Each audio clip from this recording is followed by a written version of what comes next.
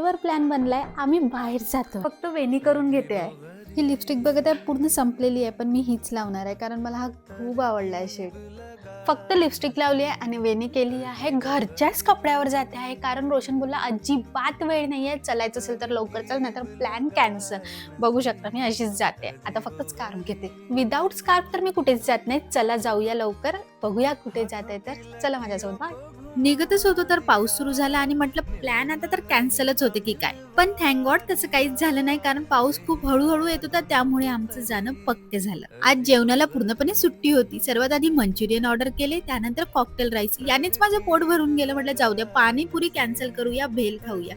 मग काय भेल खाल्ली, पण मला याची काही आयडियाच नव्हती की रोशन पाणीपुरी खाईल म्हणून, आणि त्याने मस्त पाणीपुरी खाल्ली, पण माझ्या पोटात अजिबात जागा नव्हती म्हणून मी तर एक पण पाणीपुरी. सर्व काही खूप जास्त टेस्टी होतं आणि खूप जास्त यमी होतं. मला तर एक्सपेक्टेडच नव्हतं की आज आम्ही जाऊ.